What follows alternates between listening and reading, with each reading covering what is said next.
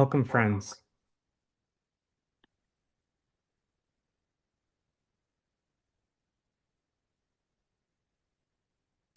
We're delighted to have you all join us today for a vital and urgent conversation on real impacts for Quaker finance for ecological justice.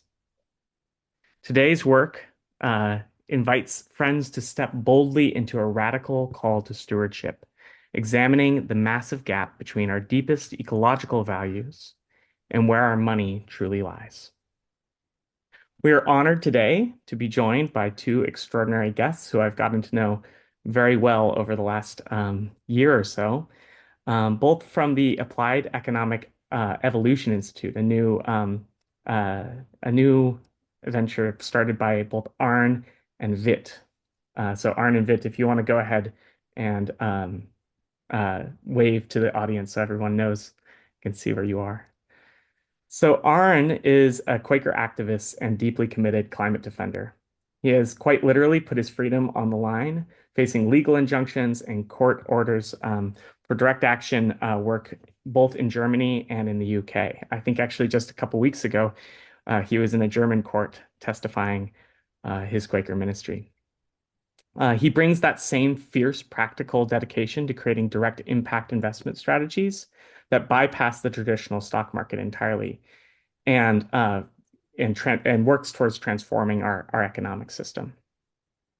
Meanwhile, Witz, unlike Arn, is our financial professional with over 20 years in climate finance.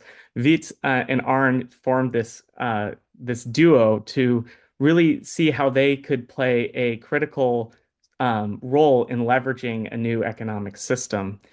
And Witz is passionate about truth telling and moving beyond traditional ethical investment structures that fail the planet towards those that create an alternative economic model that is one where all can thrive. So, to kind of put all of this together, I want to briefly name, for those who are new to this space and new to this organization, Quaker Earthcare Witness is a North American-based international community of friends called to act with courage and spiritual depth in the face of the climate and biodiversity crisis. We work to inspire spirit-led action for ecological justice, right relationship, and an earth restored. At QEW, we feel called to act with the same boldness and moral clarity that these urgent times demand. We believe humanity is crossing a threshold, spiritually, ecologically, and morally, and that the choices made in the years ahead will shape the fate of generations.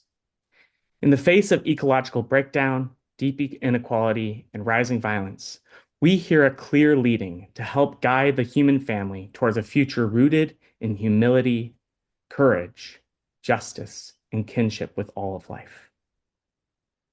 Our work is not just to envision such a world, but to actively campaign for it, to live as patterns and examples of a new way of being, grounded in reverence for life and a devotion to truth, love, and the sacred. We believe that the transformation the world needs is profound but possible, and the human family can grow into its responsibilities with grace when guided by conscience, compassion, and a shared commitment to the common good. Friends, today's program is about money, and I think it's well past time that we had a really deep conversation about it. I want to ask, into entering this program, what would a truly prophetic, courageous, and bold use of Quaker money look like in these unprecedented times? Where does integrity call us? Where might we speak truth to power? Where are we led? Quakers already have substantial experience with money in simply living, purchasing, and giving mindfully, all ways of aligning with spirit by supporting peace, justice, and an earth restored. We still have much to learn, however, about the workings of financial systems that drive both inequality and the ever-increasing pressure on our finite earth. It may be time now to make a bold move, to leave stock markets and put the money and our Quaker communities that our Quaker communities have accumulated into use in our own communities. Across Europe and the US, Quakers have over 1 billion. Actually, it's multi-billions if you count Quaker schools, etc., accumulated in savings and endowments in meetings, schools, retirement homes, and nonprofits. The interest is used to help maintain these institutions, but we rarely think about the principle of that balance. We often outsource investment decisions to external providers, distancing ourselves from the spiritual responsibilities of stewardship. We should always be wary of the excesses of hoarding and accumulation in any form. No Quaker or Quaker institution should rest easy on large piles of money, invested or otherwise. It should always be clear in principle that it is less good to lend to someone than to simply give from plenty. Taking a return on investment is a form of rent seeking, and at worst, a form of usury, since we're profiting from ownership rather than labor. We could also ask whether wealth inherited in the context of injustice is even ours to own and be deciders about. Ultimately, we are called to look beyond investments and ownership to reparations, redistribution, and gift economies. In the shorter term, it would be challenging to disengage entirely from the injustices of our current financial system. Many older Quakers and struggling Friends institutions count on endowments and investments income to survive. But we can do better. Now, even as we support ESG policies and strengthen our traditional Quaker screens to limit investments in more bads, our principle produces marginal real-world positive impacts, and sometimes, very often, if it's invested in the stock market, is actively funding the things that we fight against in the streets. So the big first step is to collectively agree. This is our challenge today. Our big first step may be to collectively agree that we should leave the stock market entirely. While there may be reasons to maintain a few particular stocks, I'm thinking in particular of Equate's actions to fight PNC Bank, which were very creative and involved a lot of forms of direct action. Our default should probably be to move our funds to investments that actively produce good, to produce real change for real people in real communities. Otherwise, they remain with soulless corporations and financial enterprises, where they tend to benefit buyers and sellers on the market more than the actual work of those corporations. Today, Vit and Arn are going to lead us off in a prophetic and challenging dialogue, asking us to challenge the Quaker status quo. In doing so, we ask that you listen with a big heart, open to the Spirit. These are challenging truths, but challenging truths are the legacy of those friends who came before us. We will end with breakouts to discuss and generate questions for our two presenters, and finalize with a rousing discussion before the end of the day. So without further ado, I want you to please join me in welcoming Arn Springerim and Vit Miteju as they guide us into today's presentation. Thank you. Thank you, friends.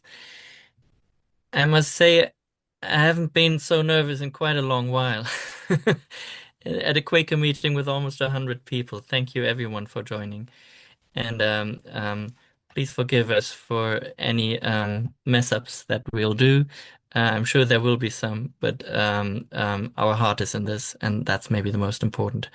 Let me just go right away into the presentation because time is short. And please ask everyone to take notes or write any questions already that come to you into the chat. And maybe Keith, you can look at those chat questions and sort some out, which we can also deal with later on. But also there will be time for you to discern questions in small groups and then choose which ones to bring to us. That's the plan. So let me share our presentation. There. You should see the presentation now.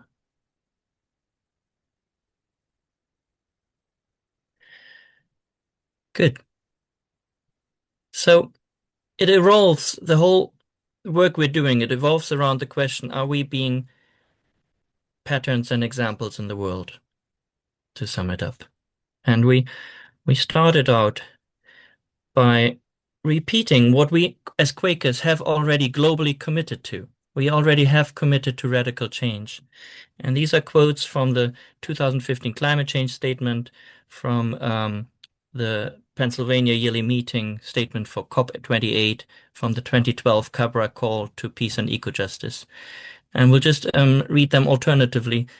Keith, maybe also switch on your microphone, and Pam as well, if you can. And I'll just start the first one and we just go around.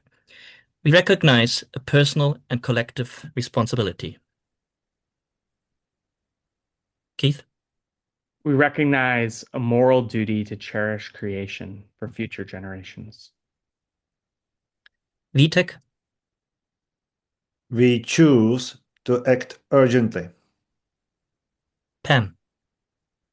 We are facing an existential crisis that requires a response greater than individual actions. Faith communities must act in radical concert.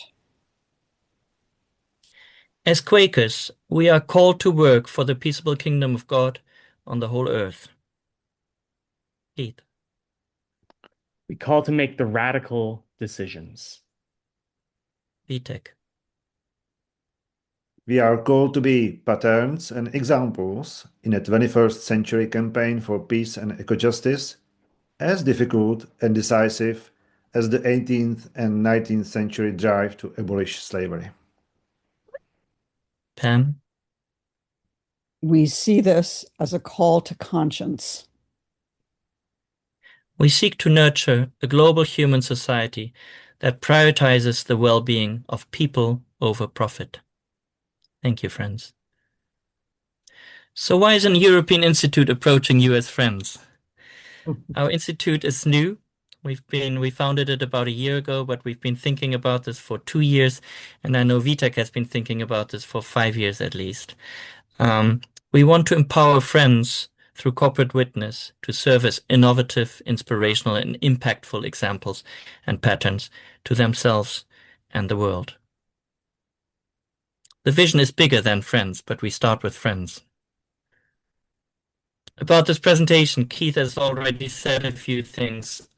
Radical change requires unvarnished truths, and we've been fighting with this, friends, because some of these truths are not comfortable. I've been in much discomfort over the past few months, and it's sometimes easier to stand before a court than to face these questions, especially because I feel I'm also criticizing my faith community and people I love, and that's sometimes the hardest. It's much easier to criticize people you don't know.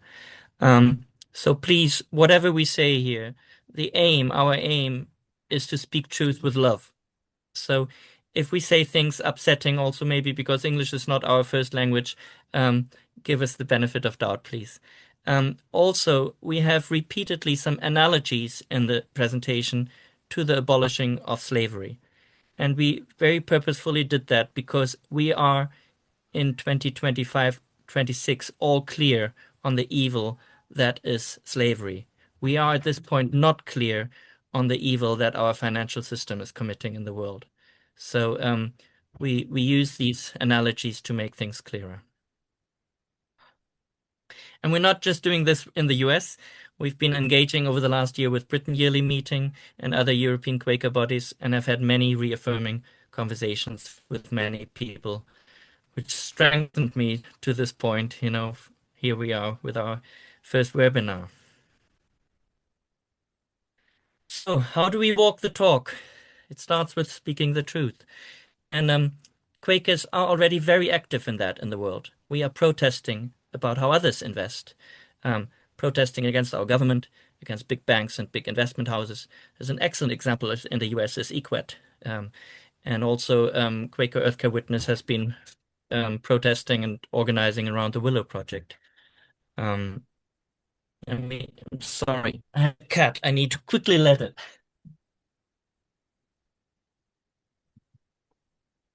He was banging on the door. Sorry about that. Talking, where does talking end and becomes walking? Some people would definitely say protesting the way EQUET has is walking. But we want to look at the walking that we're doing in terms of our own investments. So we chose an example here, and I want to make really clear it's one example of many. Basically, we haven't seen any Quaker organization or any other organization that invests their money that is doing things in a way which we would call prophetic or spirit-led. But we chose the example here of Friends Fiduciary because it is one leading organization that many of you know in the US, and it manages over $800 million of assets in four Quaker equity funds. And one of the sub-funds is the Quaker Green Impact Fund, which is also invested in equities, and it has 45 million. So that's 6% of the total. So in a time of climate collapse, we as Quakers in our institutions are investing 6% in the Green Impact Fund, while we invest 94% in other funds. And the 94% are purposefully impactless. The 6% are attempting to have an impact, but we put that in quotation mark, and we'll explain that later, why also those 6% don't really have any impact. We have some discernment questions we would like you to keep in mind as we go through the presentation. Let's read through them again the way we did earlier. So Keith and Pam, maybe switch on your microphones. Do our investments deliver a positive impact to humanity and Earth? Vitek?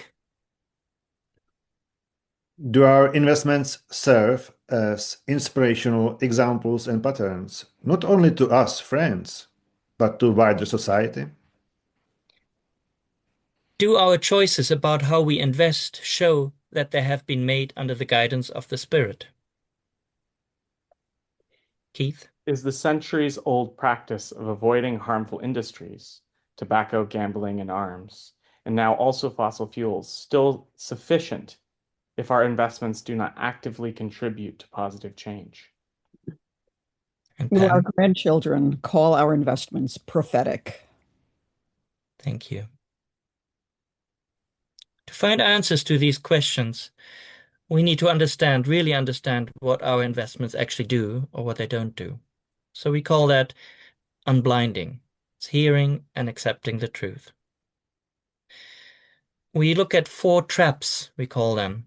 Have we truly divested? And what does that mean, divestment? The impact trap. When we invest in stocks, do we truly make an impact? The market trap. Isn't investing in equity markets equivalent to gambling? And finally, the shareholder engagement trap. When we're engaging as a shareholder with companies, is that really activism or is it profiteering with a fig leaf? Let's look at number 1. Vitek.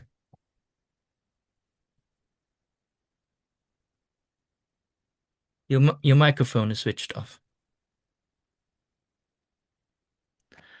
For past few years, we have looked at several definitions of divestment and how divestment is viewed generally by the market, by ethical investors, by the wider community.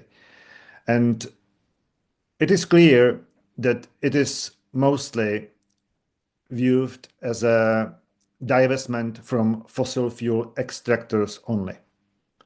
So when you hear about divestment, that some particular company or ethical investor or foundation, etc., has gone through divestment process, mostly it meant that they just left direct fossil fuel extractors. Companies you well know like ExxonMobil, ConocoPhillips, Total, Shell, etc. But the same investors, the same companies, foundations, ethical investors, continue invest in companies that are directly dependent on fossil fuels or directly supportive of fossil fuel industries. We can see examples like companies in refining or downstream petrochemical sector, strategic suppliers to extractors, and other companies typically like fossil fuel-based power generation companies or utility companies. So this is the first problem. It is the definition of divestment, very narrow. And the second problem that is connected to it, a lot of ethical investors view divestment as the only thing they need to do. And when they have done it, they believe they are just perfectly sustainable investors. And this is the second problem. Next slide, Arne, please. Yeah. And so here's our first example from the past. Imagine some be a Quaker, doesn't have to be one, who realizes 150 years ago, 200 years ago, that owning slaves is wrong. So he decides not to invest in slave traders anymore. But actually, he does continue to invest in ironworks that produce chains and shackles, in shipbuilding, where slave ships are built, in insuring slave voyages, or in plantations. He benefits from companies that have profit from slave work. So would this truly be considered divestment?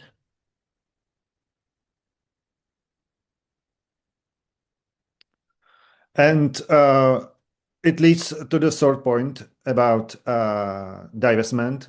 Even we know that it has almost no direct impact. And of course, some market professionals can claim that if sufficient number of investors would sell certain company title, that the share will fall down dramatically and it would create difficulties to this company because to securing financing would be much difficult. Then the prices are going up. From our perspective as ethical investors or just retail investors, we have no power to create any significant impact by divestment. So the question is, why divest? So our claim is, even though divestment has no impact, we still need to do it properly. Why? Because it's not a question of impact, it's a question of integrity. So the last point, please, Arne. Yeah, So divestment, it's largely impactless, but it's a necessary integrity stance. We won't get around, doing any of this work if we're still investing in fossil fuel companies. So it's a necessary, but let's not blind ourselves into thinking we are having an impact. Here's an example from the past. Here you have a Quaker who actually is still invested in the slave business. But at the same time, he goes out in the public square and speaks against slavery. What integrity does that have? There's none. He first needs to sever all the ties. So if we continue to be part of the status quo, how can we have any hopes for any change or even for any radical change? Let's go to the second point here, which is the impact trap. When we invest in stocks, do we truly make an impact? Vitek? So we will start with a reality check, and we have approached for past few years many of I would say, the largest ones of Quaker institutions, mostly in Europe, but we have seen a few in the United States too. And we can boldly say that most of them are invested in equity markets, sometimes in custom designed equity portfolios, mostly in equity funds, and sometimes in funds of funds, which are also equity based. In short, that's the stock market for non-financial speak. Yeah, sure. So we need to ask ourselves these three key questions concerning this topic of impact. When we are invested in equities, do we create a beneficial impact to Earth and humanity? What about green stocks and sustainable funds? Do these create any positive impact? And besides there being no impact, Isn't this a form of gambling? Here's the example we have. It's the largest fund from the Friends Fiduciary. They're called the Quaker Growth and Income Fund, and it manages about three-quarters of all the assets that they manage, about $660 million dollars. And I want to draw your attention to the bottom of this rather small print. It shows the top 10 equity holdings, 16% of the total. And these actually are the largest companies in the world.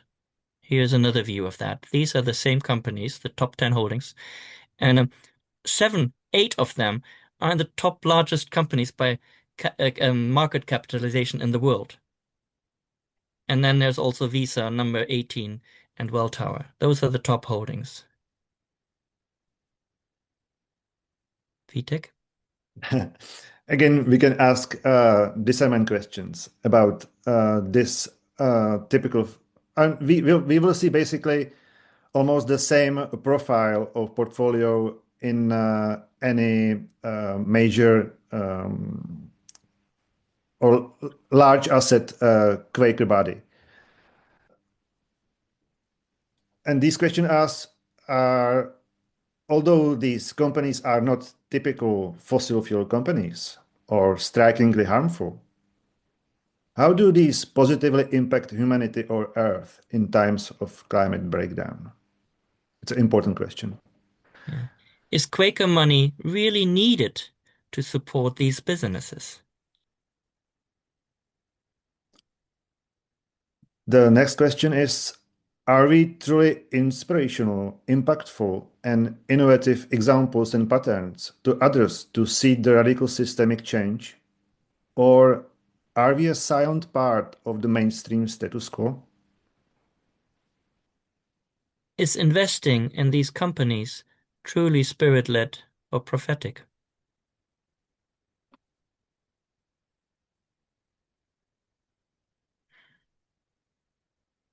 Yep.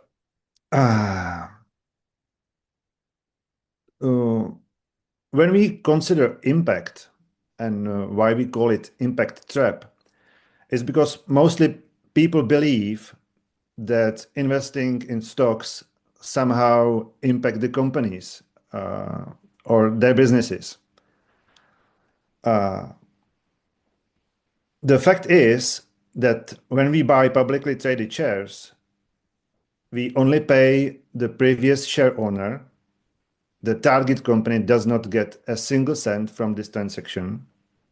Only the banks, brokers, and other market makers do. So this means that even we would select and buy shares of the best green company, maybe like a wind farm, by investing in this share, we create no additional climate impact. And we are going to visualize that in the next slide. Yeah, I want to give you an example because I've asked this question, if you invest $10,000 into a wind power company, how much money do they actually get from those 10,000? And I get widely varying answers to that question. But usually people kind of estimate 80% maybe, with a question mark. And they're usually shocked when I tell them that they get nothing of these 10,000. And it is literally the same thing like when you buy a used car.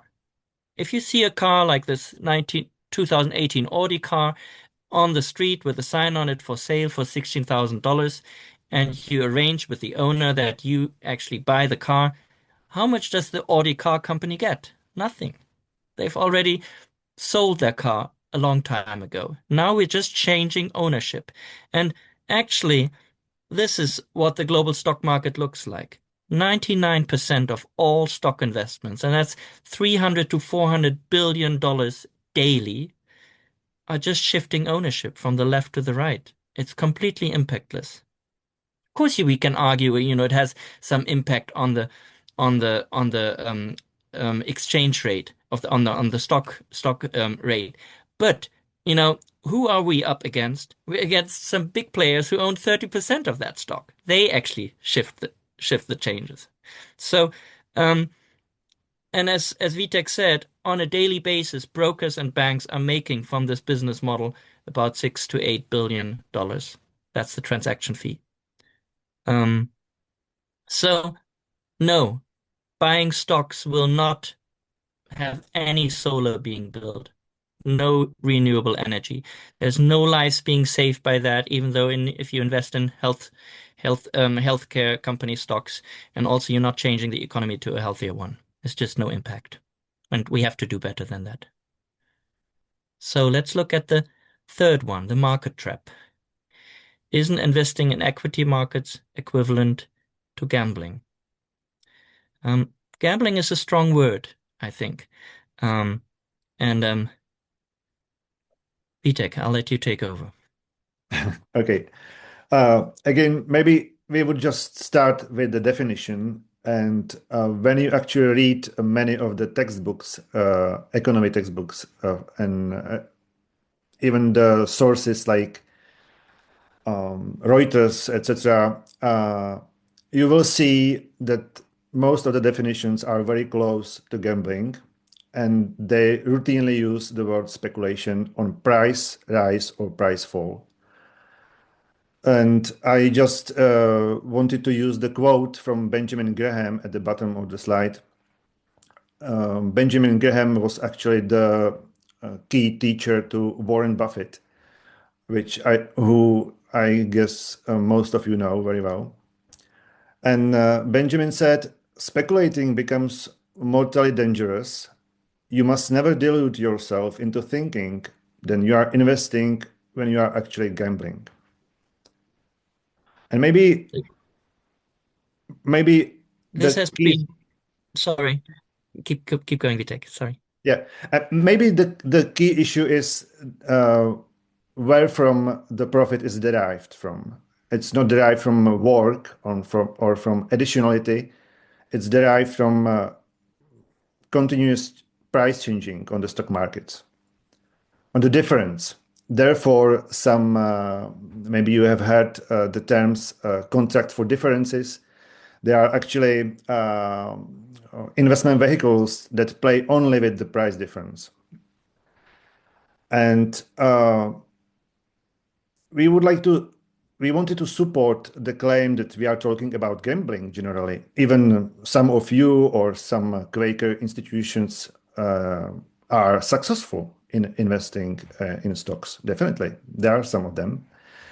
But for example, when we have investigated the annual reports of some major Quaker bodies in Europe, we have found that some of them lost literally millions in a few past years, and some of them even tens of millions a year by investing most of their assets in stocks. Arne, if you would continue. Yeah. So just that last point here, which I think is important. This is not private money. This is stewarded money. It's money that has sometimes been passed on for generations and centuries. We shouldn't gamble with it. So here's an example. This is a picture of an old Quaker meeting, and they decide to create a fund, a support fund. And they gather their savings and try to do good with the money. And there's no doubt in my mind that Quaker organizations, some of these large funds, do fantastic work with the profit they generate. But we actually have responsibility for that money. And then something like this happened 2022. You know, one fund in the UK lost 70 million pounds on the stock market. You know, and it's called, in their annual report, it's called variations because of market changes, you know. And is that good stewardship? There's also a quote I have here from chapter 20 of Quaker Faith and Practice. This is the Britain Yearly Meeting version. But you can find similar things on gambling and many other faith and practice. At the bottom, I think I have something from the New England version. It's basically, we absolutely condemn gambling. And even, this is a 1933 quote, it clearly speaks about the operations on the stock exchange. You know, so we've known this for a long time. I found this quite amazing when I saw this. So if we then pull out all our funds from the stock market, from slavery, from the evil, and start as in this historic example, investing in the North, in some Quaker stores or so, and make sure that we're not part of the slave trade and the slave business. Um, is that really enough? Is that really enough to make? And I think we Quakers quite know we are part of this world. We don't withdraw from the world. And so surely enough, Quakers got very involved in the Underground Railroad. They were fighting the system of evil with all their love. So I think we have work to do. That's where the way points.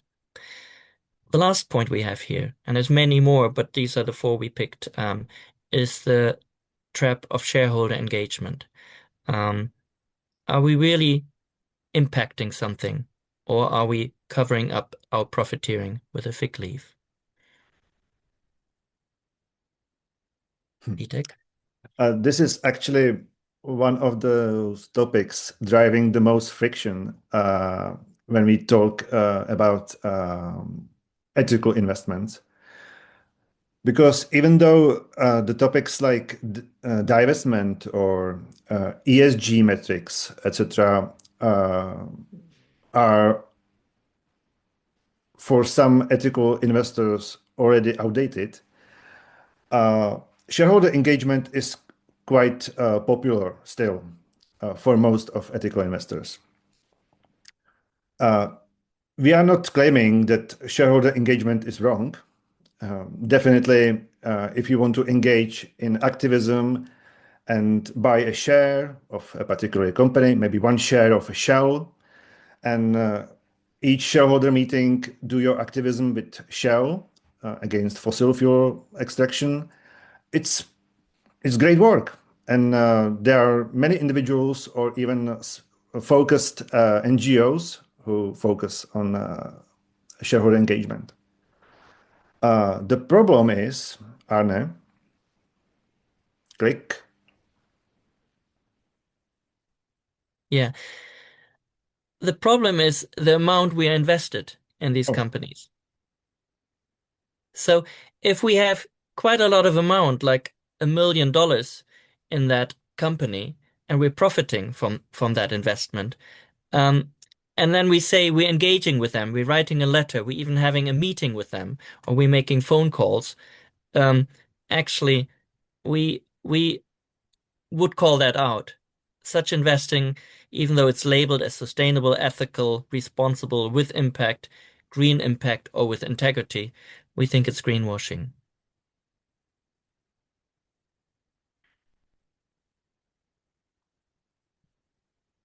and the second problem is I would say, usage of your time. When we recognize how critical is the situation of the climate breakdown and just generally the state of the world we are living in currently, and we look at the statistics, how generally uh, shareholder engagements are successful. There are some successes, of course. It's not entirely without any impact, but we when we understand how most of these large corporations, like the corporations within S&P 500, are managed and driven, and when we see who are the top shareholders of these companies, most of them, particularly in S&P 500, are companies like BlackRock, Vanguard, State Street, and this is quite well-known problem generally and discussed in the professional arena, that it is very hard to change the way how they behave, how they drive profit. And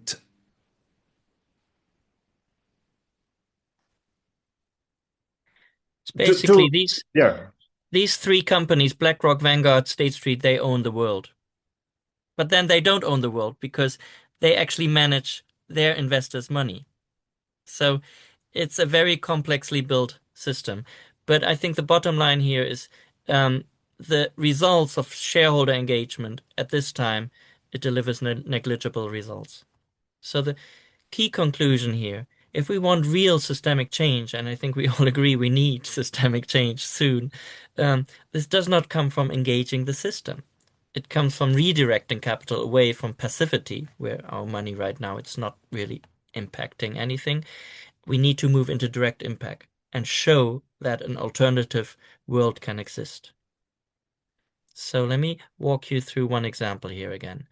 There's a Quaker, and he chooses his bank. And he knows actually that his bank is involved also in financing slavery, but it's his friend, it's close by. He's always been with his bank. His father has been with the bank. So he ignores that part, but that's where he keeps his money. So it's common knowledge that this bank is actually not for this client, but generally doing pretty bad work, harmful work. At the same time, this Quaker, he also invests in a company that is profiting from slavery. And this company publicly lobbies against freeing slaves. It's against abolition. And yet the Quaker decides to invest in that company, give them money, be a owner of that company. And at the same time, he decides he'll write them a letter. So he writes complaining letters and he's engaging with the company leadership while at the same time making money from their business and from their business model. That was the historic example. Now we'll look at the modern example. What we do today. Vitek? We purposely choose the example and narrate it in a way it might sound to many of you exaggerated. Why would a Quaker choose a bank that is financing harm when there are other banks not financing harm? Why would he choose a company that derives profit from wrong if he has alternatives? So this is the real life example. We have actually came across this example just a few days before this webinar, but we have chosen this example because it is very illustrative. So, but it's definitely not unique. We can find this basically wherever we're looking. So it's not a unique case, but it's very illustrative. Thank you. So it's not about some hypothetical friend in the past. It's about us, how we do invest. Because when you think about any Quaker body, like maybe monthly or yearly meeting, they are taking care of our money through our contributions or through our legacies. And these meetings outsource the care of these assets to some professionals like investment managers.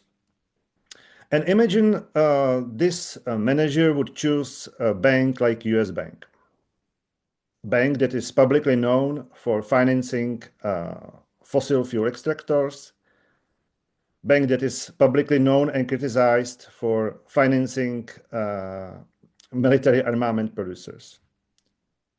Friends, this is reality. It's happening today. And imagine when we would think where we will invest, we will choose company like company Con Edison. It's a utility company. And when we have chosen this stocks of this company, we already have known how this company derive their profits.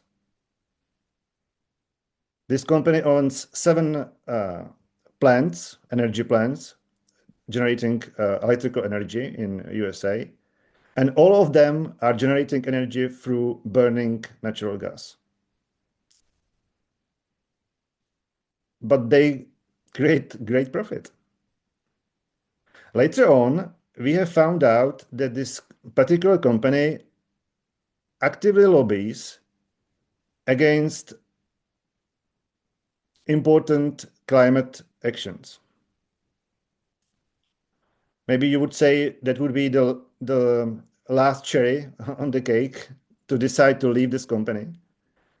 No, we will write letters, complaining letters, which are called shareholder resolutions. And this this situation illustrates why we call divestment, impact, or engagement traps or even scams.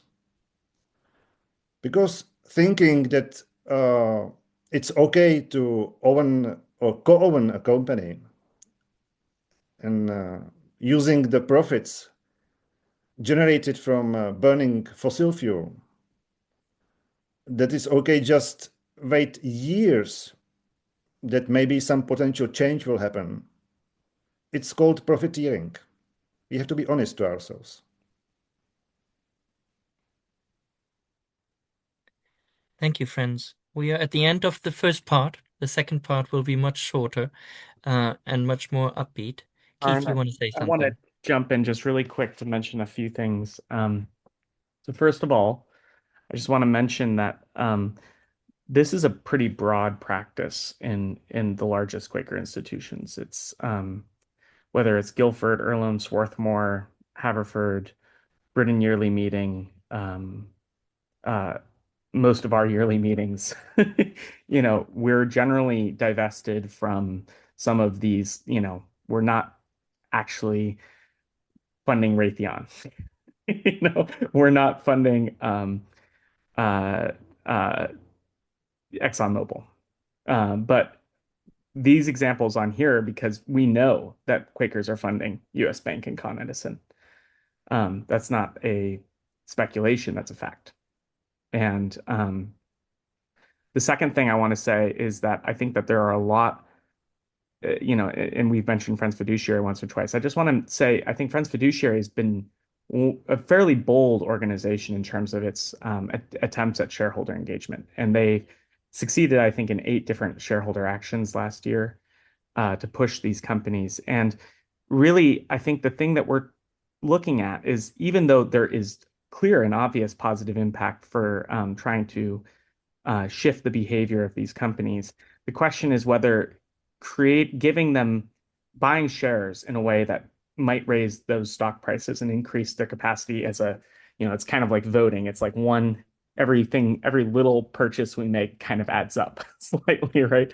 But it increases their capacity to produce new capital when they uh, release new shares. That is our increasing U.S. banks' ability to produce new capital, or uh, there's a wide array of ones we could pick. Quakers are invested in Amazon. Amazon's ability to produce new capital. Are we doing more positive, a greater positive by pushing through a shareholder resolution in concert with other ethical investors trying to do that are slightly shifting the behavior of this company, or should we be pulling out of investment in that company, period? So that's and putting it in a place that could actually make a difference. Vin and Arne are going to get into this, and we might do Mm, another follow-up on yeah, solutions at some other point. This is not the first time we'll discuss this, but there are ways to make a really positive impact using the principle of an investment. But we investing in the stocks, I think, it's hard for us to see how that yeah. Thank you, does. Keith. And maybe this is why we stressed on the slide what we do today. It's us, friends. It's our responsibility. It's our money. And I'm pretty sure that investment managers like Friends Fiduciary will respond if they hear that we want change. If they're not hearing it, it would be very hard for them to drive change in a system like that. So it's really up to us. This is the addressee of this presentation is us Quakers. It's not Friends Fiduciary or any other organization that works to manage our money. Um, I just want to welcome quite a few friends who I just realized joined in Europe an hour late because it was advertised, unfortunately, for an hour later. I'm sure we'll do this webinar again in Europe, so please don't be cross. You're already on summertime. We're not. That was what happened. Um, And a recording will be shared. thank you. Thank you. So, um, what's the alternative then? You know, what's the alternative to impact-less stocks? How can real community investing respond to the current status quo and deliver impact to our world? Now, we have a tradition, we Quakers. We have a tradition of being constructive players in the economy. We have a long tradition of being Quaker entrepreneurs, of actually changing the world around us, not only avoiding harmfulness, but really actively building alternatives.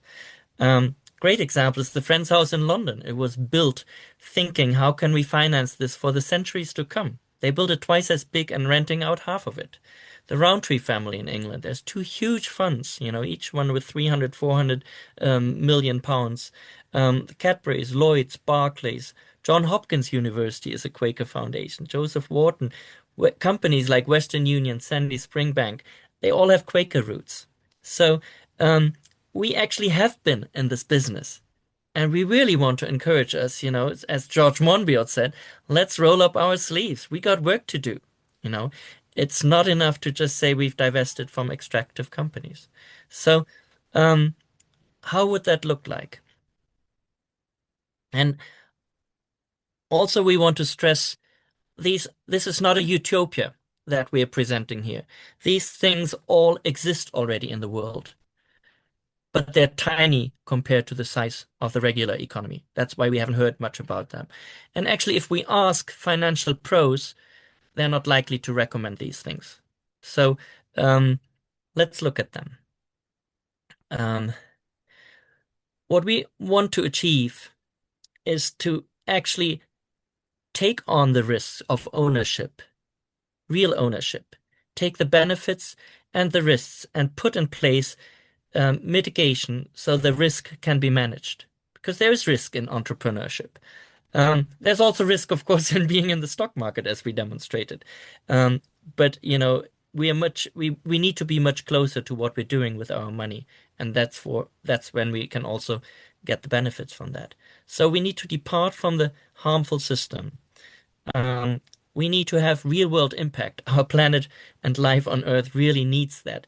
We actually start changing things. The key word here is additionality. If a project doesn't have additionality, then there's no value in it in the year 2025. Building a new system. System change always happens automatically once you have a system which is more attractive.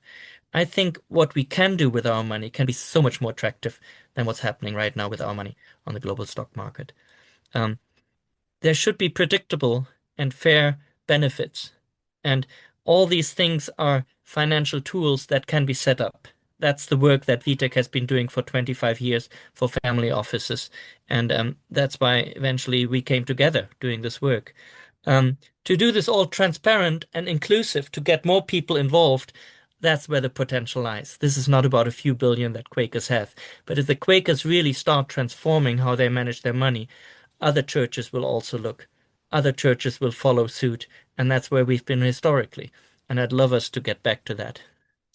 And, to have also to create employment. Many of us are employed in jobs they don't necessarily really care about.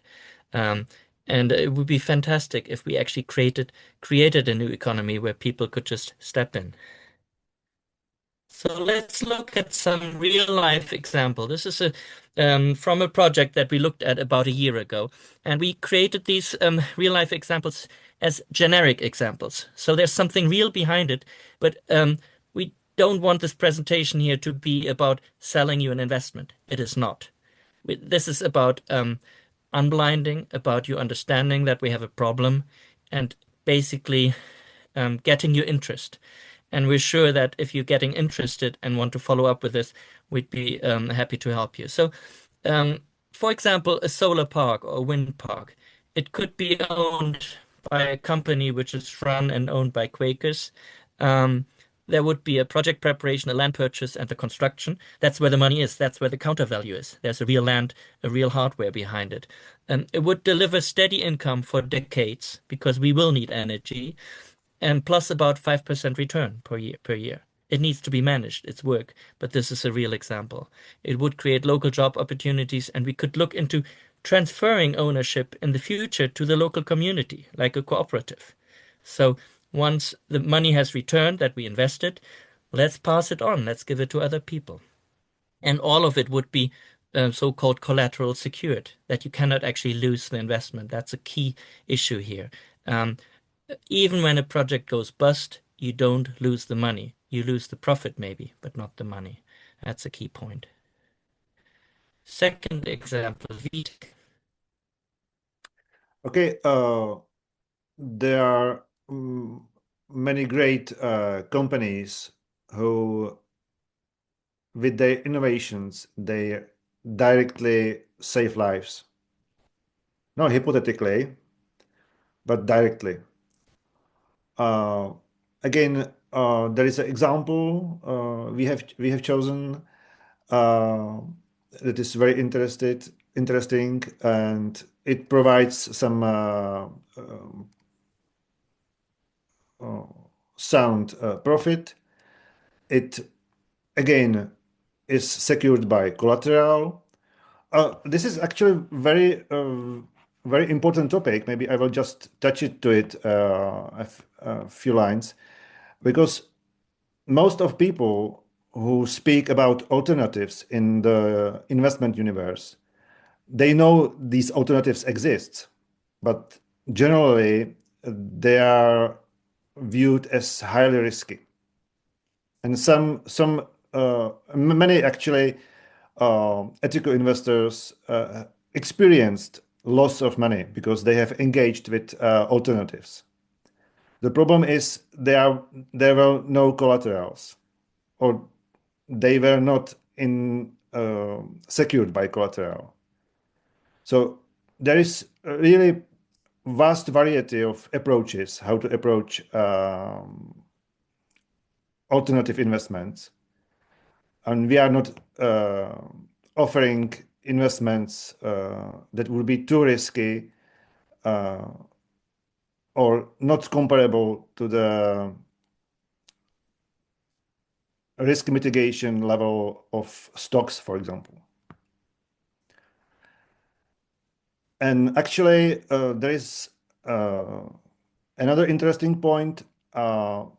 Engaging in real asset investments actually can create predictable income, like bonds create, or dividends from stocks you might be familiar with. So you can very well plan with the return concerning alternatives. So next slide. And there is another example from circular economy. We are touching this example also in Europe concretely, and there is really many examples of startups and well-established companies with nice collaterals doing great work globally in each continent concerning circular economy. And this example is about wool waste. It's very interesting across not only Europe, but in other continents as well, because many kind of sheeps are actually only for the meat, not for the wool. Sorry for my English. So there is massive amount of wool waste, of sheep wool waste across Europe each year, just landfilled or burnt. And this great product can be very greatly utilized into needed products. Also with reasonable return and mitigated risk. So I just want to jump in real quick that I think we're a little behind time. We have two more slides after this. Do we want to, maybe we can go quickly through them so that we can get to the question period and all of that. Yeah. Yes. I just want to say collateral is kind of a technical term. It's like when the bank gives you money for your house, the collateral is the house. So if you don't pay your mortgage, the bank gets the house. They're pretty well secured. So that's collateral. So other ideas, we can be creative. there's many ways how we can actually put our money. I would, for example, love to have paid my mortgage on my house to a Quaker yearly meeting, for the same conditions. Um, Same with insurances. We all pay phone bills, we all pay insurances. Why don't we start actually a Quaker organization around that, a Quaker company? And we know that the profit that is generated actually does good work. It doesn't make some individuals even richer when they're already rich, but we can actually recycle this money and create our own economy and make it open, let other people in. Why don't we finance with the billions that we have insulation and solar home installations? Yes, there's lots of implications, but the main point here is the easiest first step is to transforming our corporate and individual long-term finance. The money that we have invested in these organizations is actually not having any impact on our daily life. So if that money that our investment managers manage would actually be doing good, we would automatically gain integrity. We would love that without any impact. It's not like selling your car and buying an electric car, walking or not flying. Those things are all harder in the transformation that come towards us. And the final slide we have, having in mind what we have learned and what we've looked through, we want to ask this question. Are our investments designed with the people over profit principle in mind and spirit? Are we walking the talk? I also want to remind us of this quote from the Cabaret Call, the 2012 Cabaret Call that we read at the beginning. We are called to be patterns and examples in a 21st century campaign for peace and eco-justice, as difficult and decisive as the 18th and 19th century drive to abolish slavery. We're not asking you or ourselves to discard our investments, which is freeing our slaves, in quotation marks, of course. We're invited to redirect them to be truly impactful. If done with the right diligence, friends will not lose a single cent through this kind of action. We only gain integrity. Are we going to answer to this arguably much less difficult call? Thank you. Thank you, everyone, for joining and listening to us. Now, Keith, if we could organize the breakout rooms. Yeah. I want to make a And brief final comment, and then we can please. break out. So, first of all, yeah, I want to just say that there are many. One of the things that's been most exciting about doing all of this reading and looking into all of these pieces and starting to have friend conversations. There's many folks from Friends Fiduciary with us today, and having conversations with their chief investment officer and Ethan Burchard, who's their executive. The Friends Fiduciary is in many ways is seeing this sort of a shift towards this more direct impact type style of investing is also very exciting and perhaps imperative. And they have, I've been authorized to say as of my Monday call that they have already started some serious planning process that they plan to, and within about a year or so, release the first impact fund that is completely outside this form of stock investing. So that I think is very exciting and something we're really excited to see and hope that Quakers are inspired by as well. I saw some hands going up. The second is that this is not a sustainable model for Friends Fiduciary, but Friends Fiduciary has actually worked with Quaker meetings in the past. Pamela, who's spoken in this webinar today, her Friends meeting worked with Friends Fiduciary to make a couple of specific investments in. Pamela, do you want to just outline those very quickly? Yeah, we worked hard. We took $500,000 from our endowment. We happen to have an endowment, invested it in 3 companies that Friends Fiduciary did the due diligence on. We were enormously appreciative. One is Founders First, which provides money to startup businesses in which don't easily have access to money. A second one is Solar States, which does solar installation and training with an emphasis on hiring returning citizens and folks out of high school. And the third one is a national Native American community development financial institution, which makes money available to Native American groups around the country. So we're really pleased that we've been able to put a little bit of our money in that kind of direct investment and are looking forward to the possibility of doing more. So I want to say these things because, friends, I believe that we can do this together. I believe that like we're already starting this path, and all we have to do is be bold, be courageous, name the truth, talk to our institutions, talk to our yearly meetings, etc., and make this transformation possible. So with that, I do want to move on to our breakout rooms.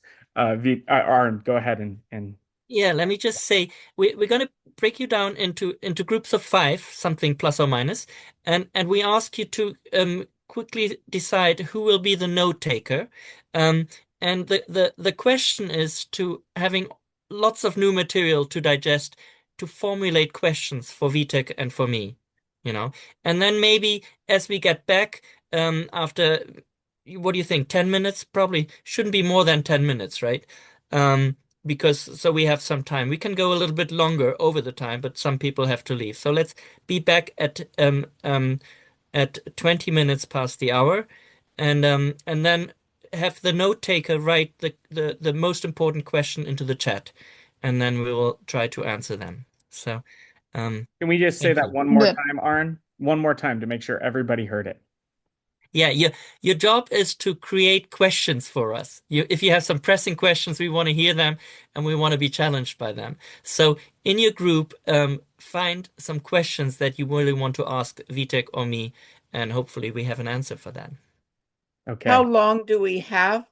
10 minutes. 10 10 minutes. minutes for a group of five. So it's very short. Everyone has about a minute and a half to 2 minutes to talk. So you have to be very efficient, Please be gentle with one another, friends, and as mindful of always. that space and time. The chat is currently disabled. Sorry to pop in, but Yep, we're gonna open up the chat, Sarah, as soon as we're back.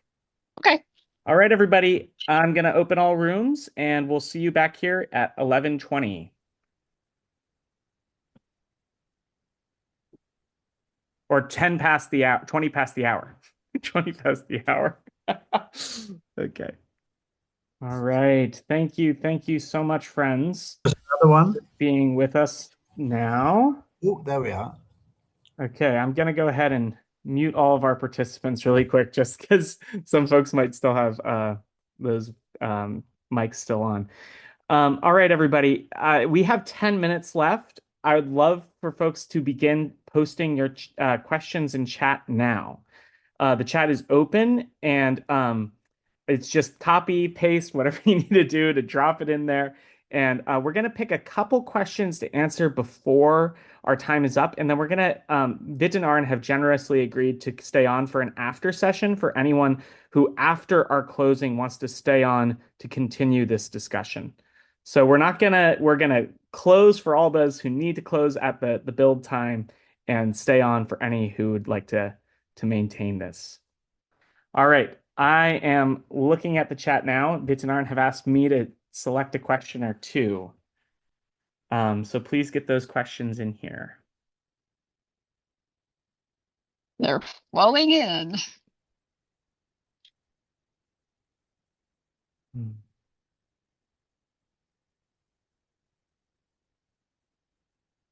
Ooh, I'm going to save this chat. And if you like a question that you see in chat, I would love for folks to actually help me decide because I've got so many questions here. I just want to, if you all want to put a big heart on a question that you think is great, it might be helpful for me seeing which ones are really appealing to others.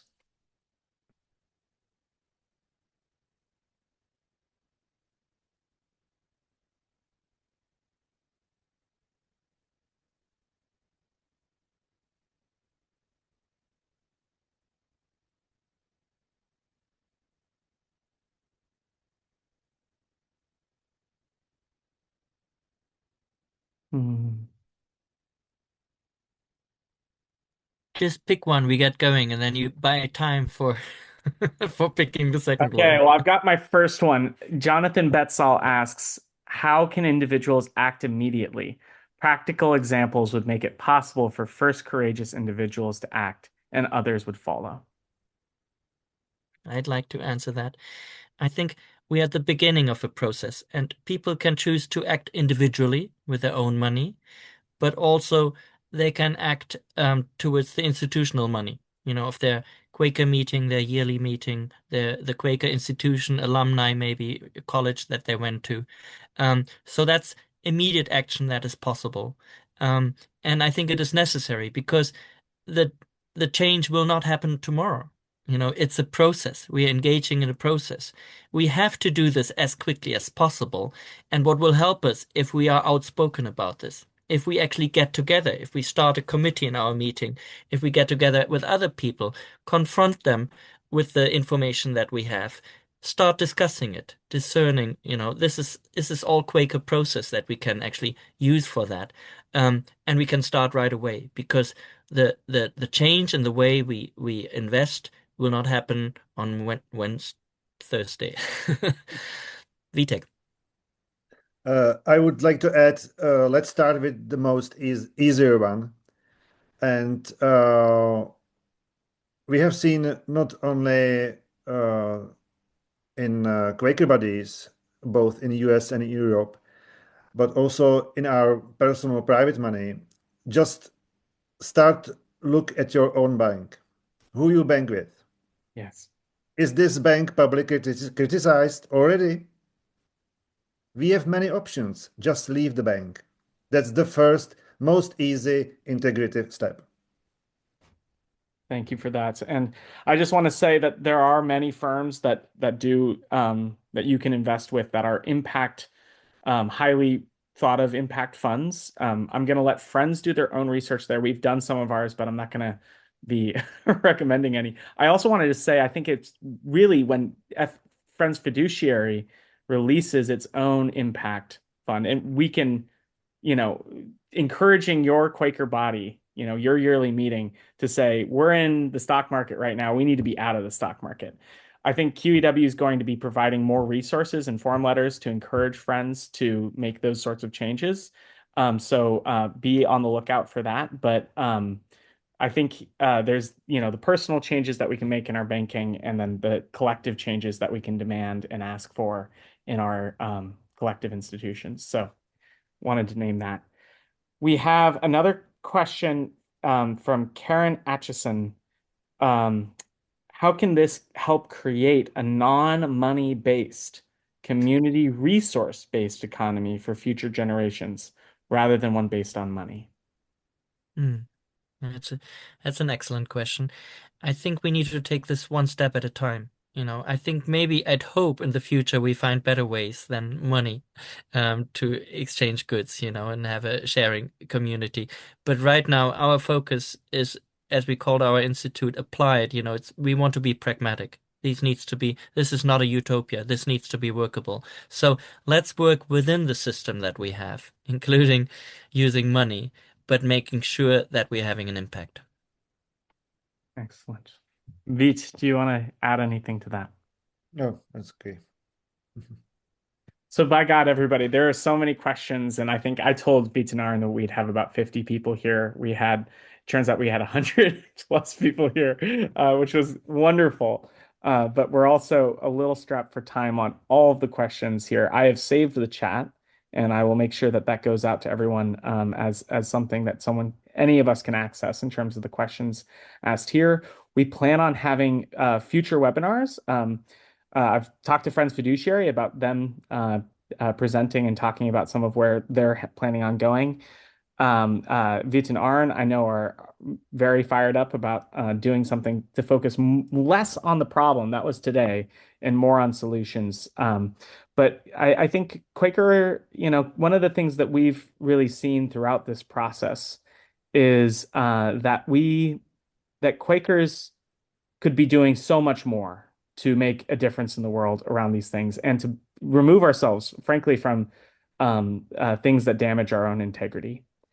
And Quaker Earthcare Witness, we've been discussing the role of this in our own goals and objectives in the next 5 to 10 years, and we hope to at the very least, provide resources for friends to push in the direction of our conscience. So keep an eye out for that. Keep an eye out for future QEW events. I'll just go ahead and drop quakerearthcare.org/events here in the chat. That's where you can find our future events, including our upcoming spring gathering, where we'll be taking a much more spiritual investigation of earth care in our lives. And I think it's really going to be focused on spiritual renewal. So spirit-filled activism is the theme, and we'd be delighted to have you join us. I think that's all the major points that I want to say. It's been a delight to have you all with us. I'm wondering if we can express some gratitude to Vit and Arn. You can do it however you, thank you. Lovely and wonderful to see that. It's been a joy, everyone, to be with you today. I'm wondering if we can finish with a minute of worship, and then we'll begin our after session, and I'll give a big goodbye to anyone who needs to go. Please join us.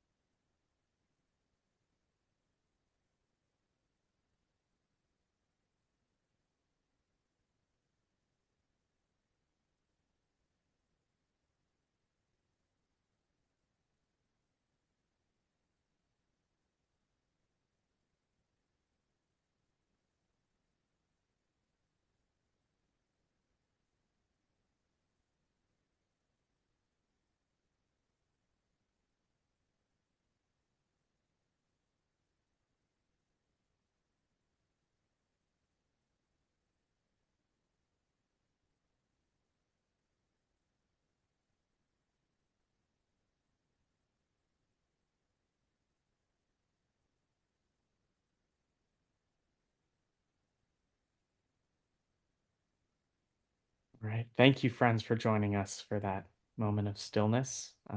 Connect back to our source and spirit. We're going to go ahead and begin our after session now. So if you do need to go, no shame in giving us a good wave and heading on out. Good to see you all.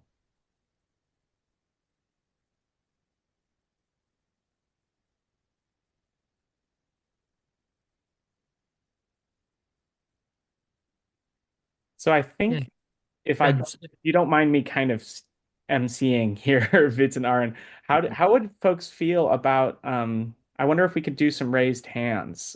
We've got so many questions in the chat, and I think that Vince and Aaron and I are going to be going through these in the next few days. But It's gonna be a great resource for quick for question and answers for our website, I think. Thank you, yeah. friends. All right, I see O's hand. Oh, would you like to share? First, thank you for the bravery of being faithful around economics, transformation, and possibility. So thank you for your work. That's number one. Thank you. Number two, I believe what you're doing obviously is possible. And I think a large part of the system that's in place makes everything complicated and difficult so that we are almost afraid to move forward. So I'm grateful that you're wrestling. My request is that you possibly consider creating a Google Doc, not a Google Doc, a Google form, and sending it a list out to all of us so that we can respond through prayer and meditation and contemplation around these powerful questions. I know I would have preferred, futuristically, I would prefer to sit in prayer and respond to these questions. So that is my request. Thank you, O. Phil? Yeah, thank you, O. Yes, thank you, Keith. Um, and thank you for responding to my request that you post that little, 5 sentence long paragraph directly underneath the three welcoming chats that occurred. The question that follows from that remark um, just goes one step further to create the observation there into a question. The observation hinges around the fact that there's a bigger myth that governments create money. No, they don't. Banks create money when they lend money, and who they lend money to is very, very important. And so the question that comes out of this is how might Quakers overcome this myth that banks create money when it's banks that do? And how might we get involved in doing this ourselves? The Mennonites have done it. They've got a credit union that lends ethically and has a very active charity arm. So I I really think this has been very important in dispelling myths that need to be moved out of the way. But there's one more myth, perhaps even larger, that needs to be pushed aside so that we can understand where the real power lies with banks. How do we get involved in that? How do we do our own banking? Is this something we can do? Or is this something that has to be done on an interfaith basis? Who's got the institutional capacity? Thank you. This actually is aligned with what we've been thinking. There's so much things we can actually do, and we don't. So we constantly compromise. And as I said during the presentation, I'd love to pay my mortgage to a Quaker bank. So, Robert, you're muted, Robert. Yeah. I missed the first part of the introduction, so I came in about halfway. Look, I think that there's a lot of work that has been done by Quakers over many years, and I don't think we need to actually start reinventing the wheel. To the last questioner about who creates the money, my understanding is that Philadelphia did a series of pamphlets about this. The person I would contact is Keith Helmuth. I don't actually have the reference to the booklet at hand, but Keith Helmuth would be one person. The second thing is that there are a number of models that we could usefully use. I've suggested in the chat Triodos Bank, and I've also suggested Domini Investments. Those are institutions that I think we can learn a lot from. I would also say that there are 4 steps involved in looking at your money. First of all, you need to define your values. The second step is you need to decide what you're going to exclude from the investing domain and what you're going to include. The third step is actually to, at times, engage with people. And the fourth thing is to report. So those are steps that I have taken to my yearly meeting, and they use those criteria for their investments. So I'm happy to refer you to stuff that I've written and other materials that I know that Quakers, both in America and elsewhere, have been involved in. I don't think we need to reinvent the wheel. Yes, I agree. These things, these financial tools do exist. They don't need to be invented. Sure. The other thing I would say is that the Interfaith Centre for Corporate Responsibility, ICCR, is a gathering of Protestant, Jewish, and Catholic investors, and they also will be able to provide a lot of assistance. I think Friends Fiduciary is part of that collection in the United States. Thank you, Robert. Heather.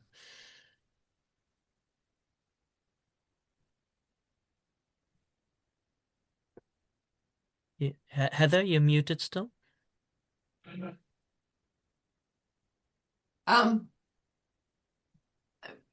You said that we should do our own investigating, but I wouldn't know where to start to try to find a good place to invest my money. Thank you. I take that as a note that we will work with Keith to put a step by step. What's the first thing? What's the second thing? Where can you find out how your bank is actually doing? And so we'll take that as a task. Thank you very much, Heather. Vitek, if you want to add something, just chip in, right? You muted now. You have just answered. Okay. Nancy.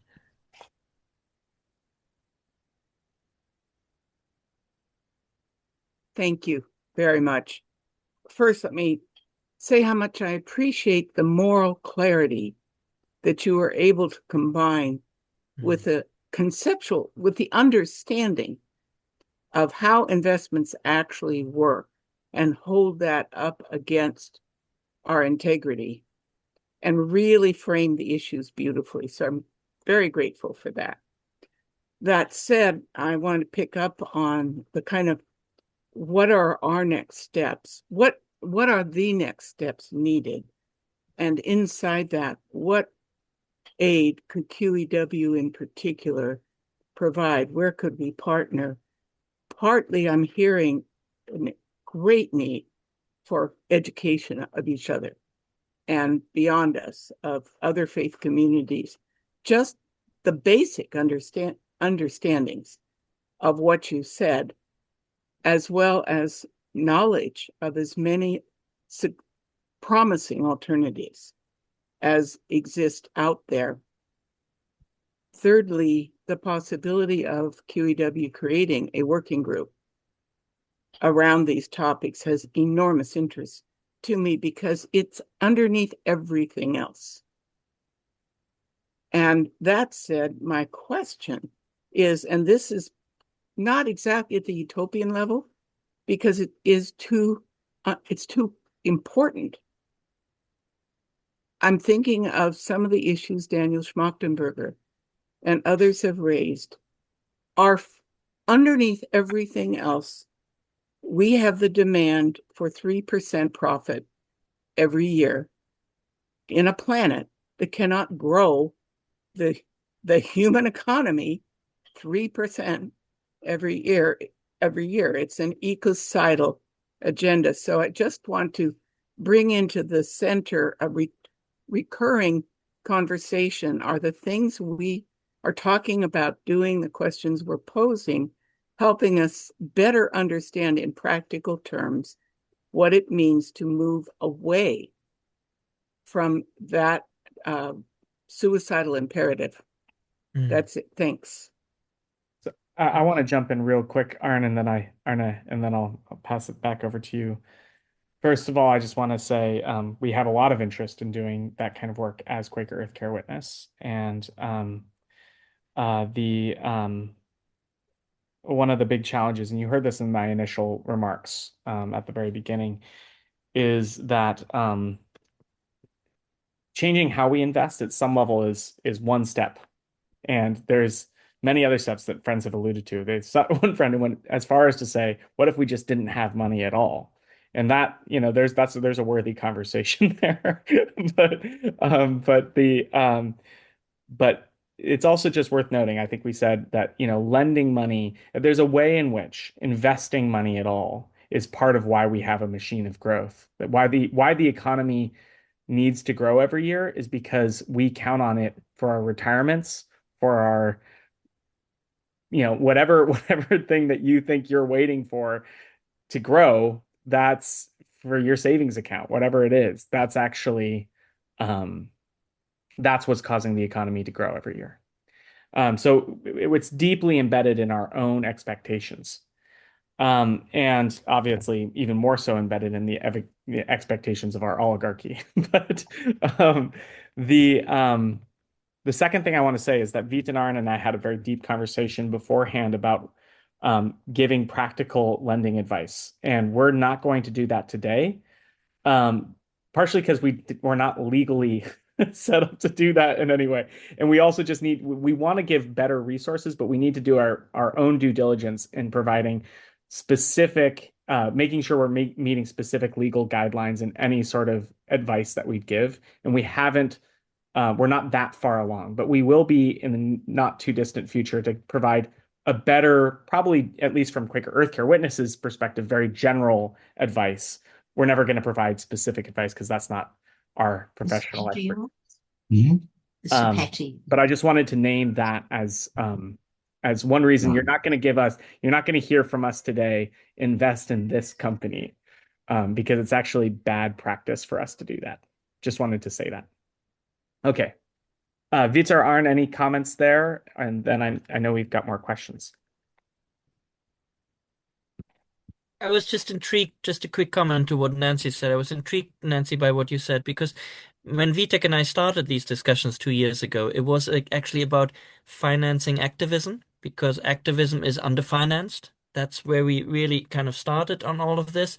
And we thought, how would it be instead of an organization asking for donations, ask for investments?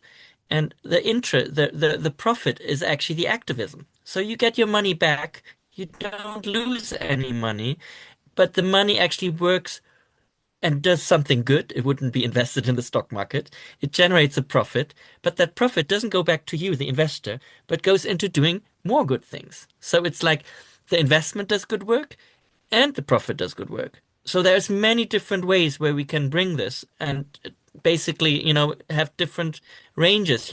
Someone maybe wants to make sure that he gets his inflation back. Others need still to have a little bit more security for their pension fund.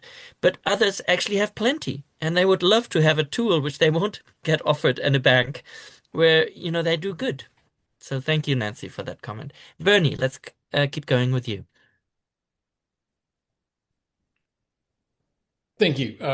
First off, your first part of your presentation was wonderful, and I think I've been sending that message for years on a number of issues, environment being one of them. Also, our connectedness to the whole global economy and the impact on the rest of the world and peoples in the rest of the world in ways that have been negative and have been extracting wealth. In addition, our military-industrial complex. And I found those interlinking issues to be difficult to work on. There's a website, As You Sow, which ranks different funds based on different values. So you can sort of weigh those. And I've been struck that when you find something that's good on avoiding military weapons, it may not be good on environment and vice versa. And so I hope we can keep all of these values present as we go further in this work. And I hope we can find a way to share, maybe even more better than the As You Sow website, share what each of us has learned with each other and not see it as investment advice, but what are things that we've discovered along the way so that we can inform each other. I think a lot of people feel trapped by not knowing how to get out of this, and yet they depend on it for their retirement. Thank you, Bernie. Holly, lovely to see you here. Holly is from my meeting where I became a Quaker 21 years ago.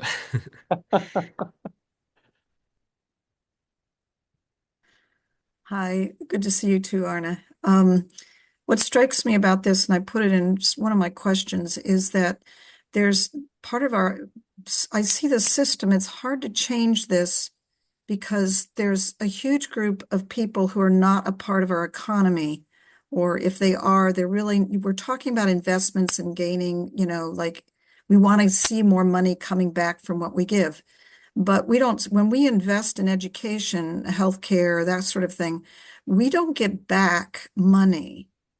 We get back educated, or when we invest into our churches and our spiritual, education part or our spiritual life, we don't get back in money. And yet this underscores, so I'm confused. I've always been confused by that. I've about how do we do that? Because and it's also the whole problem of our economy is based in a very patriarchal system. It's usually women's work that does not get either paid. If we do childcare, we're not paid for it. If we take care of our elders, we aren't paid for that.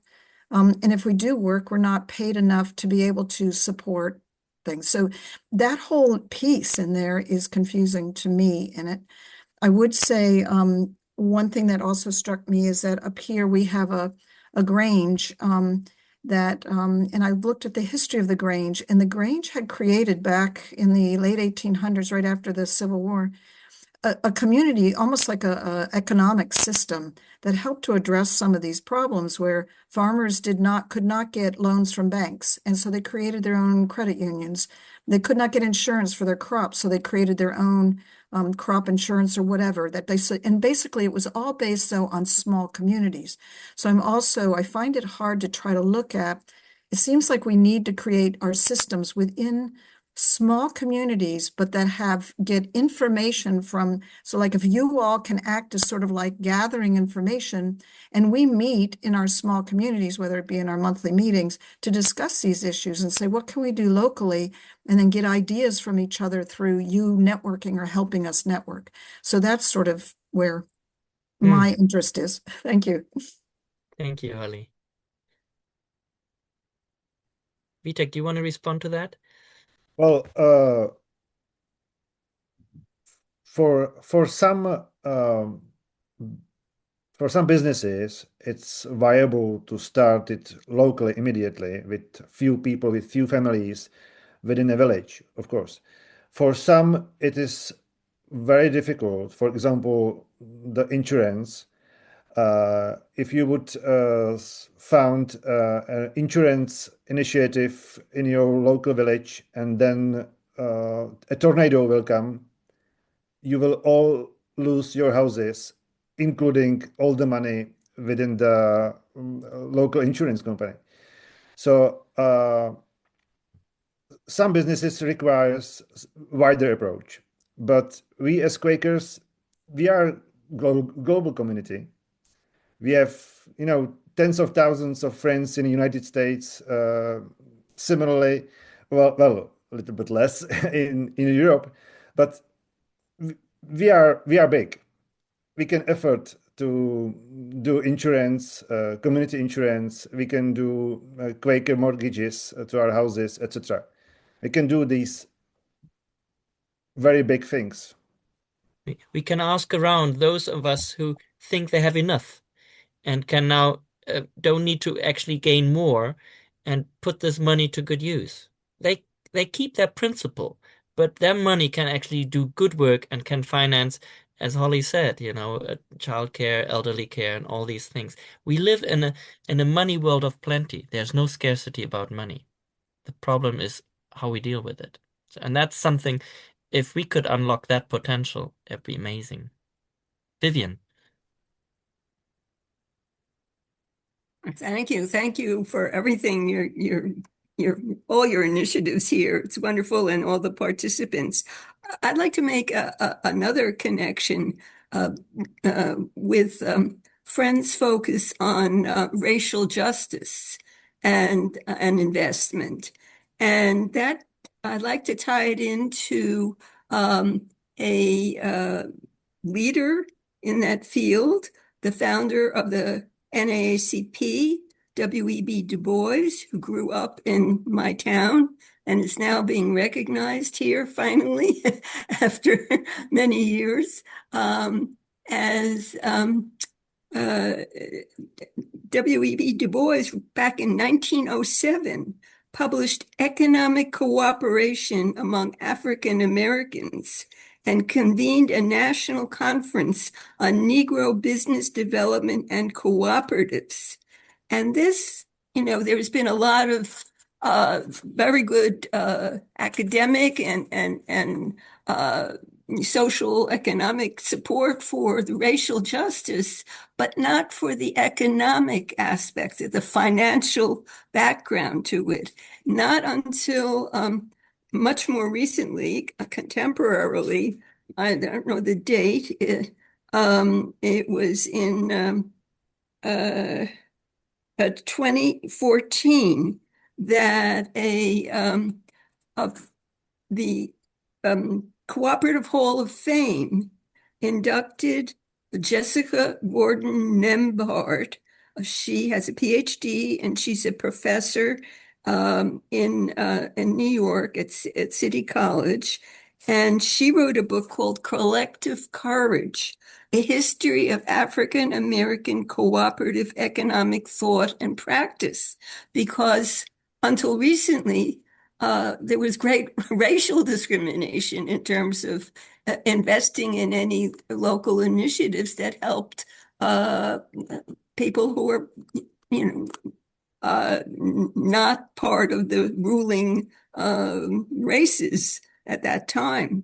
And this was an inspiration here. We brought her in for a Martin Luther King Day presentation, and it attracted, in a small town, it attracted about 250 people to come and hear her, because these were people who, of course, have been involved in racial justice issues, both not a small group of that, 250 with our small Quaker meeting. But beyond that, many of the churches and synagogues and in the interfaith group that sponsored the Martin Luther King Day, and our local credit union, the credit union that's in our county.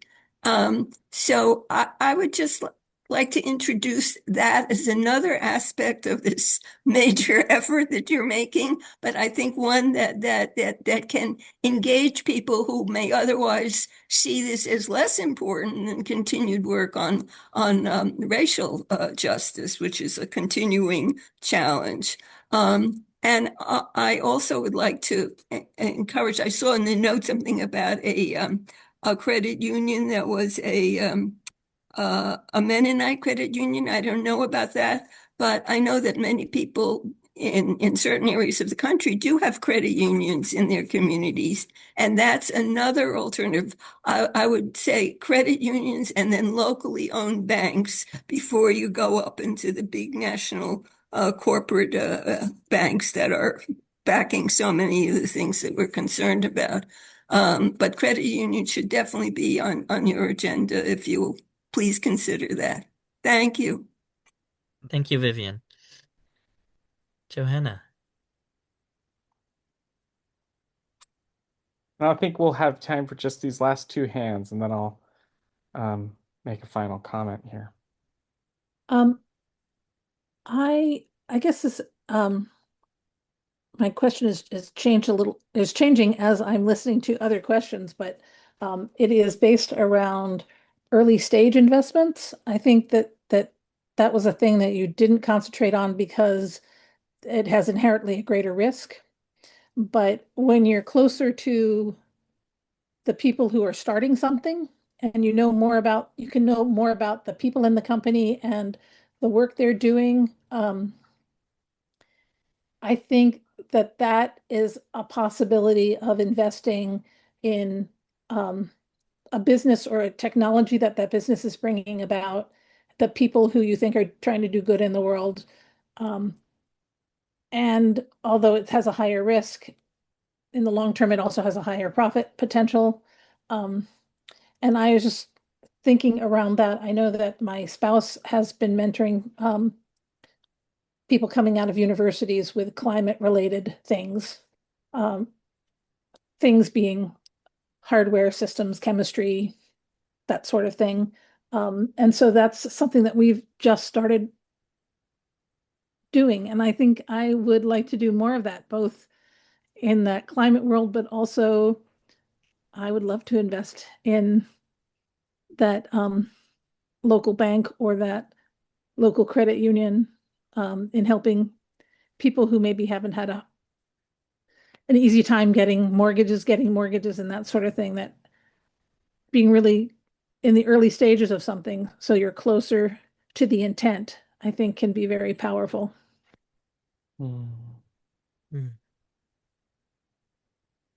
So I want to say just but I'll just say on my part, Jonna, that that's definitely my understanding about addition. There's this term additionality in the impact world. I'm sure VTech is very familiar, but it's one of the things they often talk about is when are you purchasing something that already exists that you're purchasing of it, someone else might purchase it, or are you lending capital in a moment that might make something possible that wouldn't otherwise exist?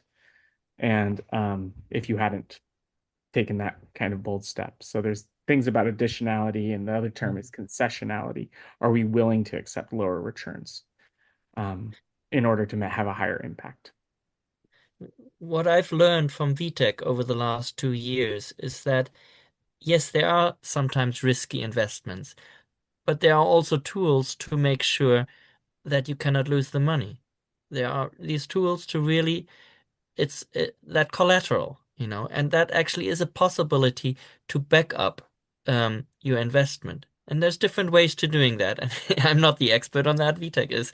He knows much more about it. He can find people who knows more about that. So, because as we start this, and we want friends and also Quaker institutions to actually increasingly starting small, invest their money and try this out, we are very aware this has to be a success.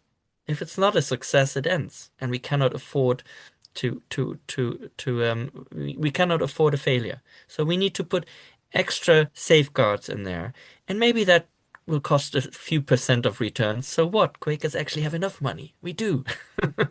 So it's more important to start the change and get into that entrepreneurship, and there's the possibilities also.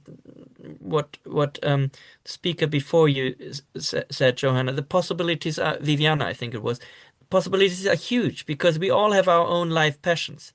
So just imagine that we Quakers create a framework in which these passions are possible and can be financed, because we probably collectively have enough money to really get a good start going to inspire other churches. But we're not connecting that power because we're all individualized. We don't even know how much money we have. We don't share that information. We share how our health is, but we don't share those kind of things. So there's lots of work to be done to transform our relationship to money, to investment, and to actually get into acting, not just talking, but we really need to get started. Thank you. And let's hear from L, the last person. I have a couple things I didn't want to lose. So one question's I think more for Keith. I heard Nancy ask about it seems like there's a lot of energy on this, starting a QEW working group. Has that been discussed? And then I had a separate, more general question. I'm a little dissatisfied with the response on people. I'd be one of them who want to know, not, I mean, the names of specific companies or the concrete. I understand that you can't give specific research advice, but I'm not coming away from this even knowing where would I go Yeah, or to develop to do my own research. And so maybe, and I came late, I joined late, unfortunately, so maybe I missed that. But I think having some kind of concrete direction, a personal next step would be helpful. I don't know if it's VTech, you feel like it's in any way useful to say that there are, independent institutions like like Blue Mark that evaluate impact. Well, we would be definitely happy to provide assistance to guiding any individual or Quaker body, trustees, committee members, investment committee members of any Quaker body, etc., to help to consult them the approach of next steps, of course. And our website and our email is shared at the bottom.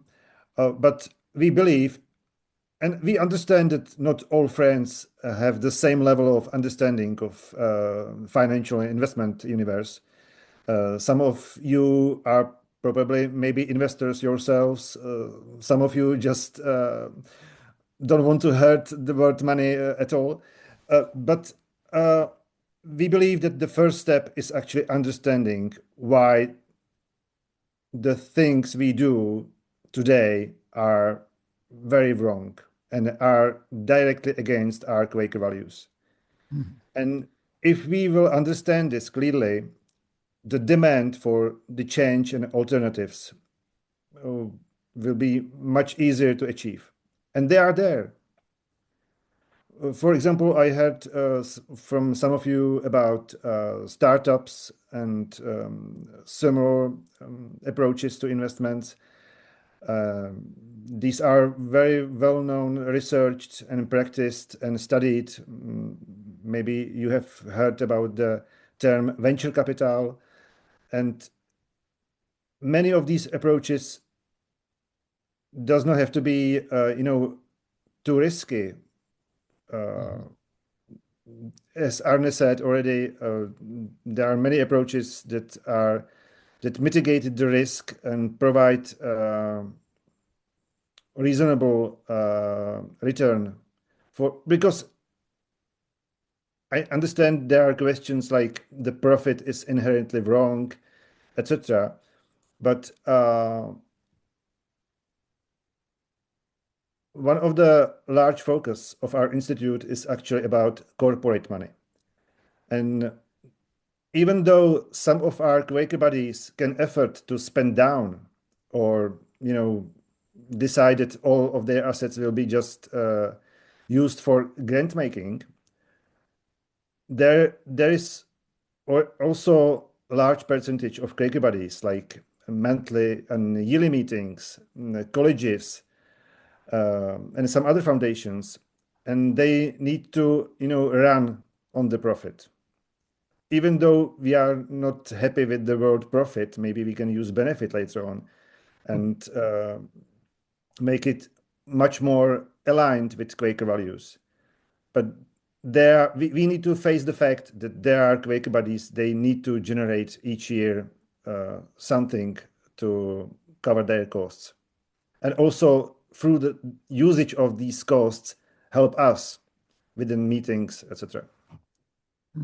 So I want to jump in real quick. I think we're coming to the point where I want to close off our conversation today. And I want to say, I know Todd posted a question about Mondragon, which I have done research on, and Buddhist economics, which I've touched on once or twice. And I'm not sure about Viet and Arn, but we can follow up via email, Todd. Viet and Arn, if you want to drop your emails in the chat, mine is keith@quakerearthcare.org. You can follow up with me there. But I want to just say a lot of the impetus behind this campaign and this effort that Viet and Arn and I have been thinking about is really, we're probably not going to convince my alma mater is Earlham, and I love Earlham College, but I'm probably not going to convince Earlham, nor perhaps should I convince Earlham. Earlham has its own financial struggles and, et cetera, to get rid of its endowment entirely.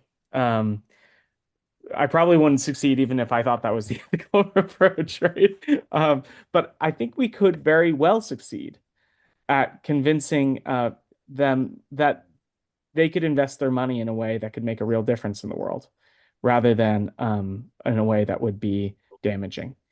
And I guess I would just add to that. You all can do your own research, but there are many firms that have done something very similar to what Viet and Arn are talking about here, that are successful, 30, 40-year, very well celebrated, considered best in class firms.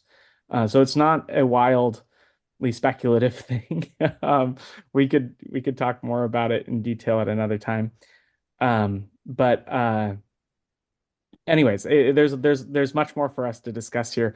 But more than anything, I just want to say that we really believe that, regardless of how individual friends want to spend their money, that demanding that the Quaker institutions that we fund, that our monthly meeting dues go to, that our payments to our universities that we are our alma maters that demand that those reflect our values. And so please keep your eye out in our follow-up email for a form letter that we will send you for how you can follow up on that and take that advice that Veet gave earlier and others have given to look at your own banking. And that's a great place to start. All right, everyone. Thank you so much for this great time. I don't know, Veet and Arn, if you want to say a final word. Oh, I just want to say I was so terribly nervous. It felt like standing up in yearly meeting and having some ministry which with no words yet coming. And and it was such a wonderful evening. Thanks for all your support and for staying on and for coming so many. This has been a big boost for VTech and me, and we can take this work further and hopefully cooperate with many more people. Thank you. VTech. The same as Arne said, thank you for your time. Especially, I'm the most terrible English speaker here in this session. I said that, they're all so happy that we're not doing this in Czech. Yeah, great. Well, my message would be don't be scared of finances or investments. Even though you have maybe personally have just a little money, your monthly meetings and yearly meeting definitely have much more, and you have personal responsibility to help them to change. And there is a hope. If you will have any question, definitely ask Keith or any of us, and we will be happy to help. I'm dreaming of billions of Quaker dollars flowing into supporting solar, community solar, co-ops, all these things that we actually believe in. And I think we could do it in 10 years, everybody, if we really tried. So thank you all. And we need to. And we need to. The consequences of not doing it is pretty dire. So yes, thank you everyone for being with us today. And we hope to see you at the next one. Check out our events page. We'll see you soon. Thank you. Good night.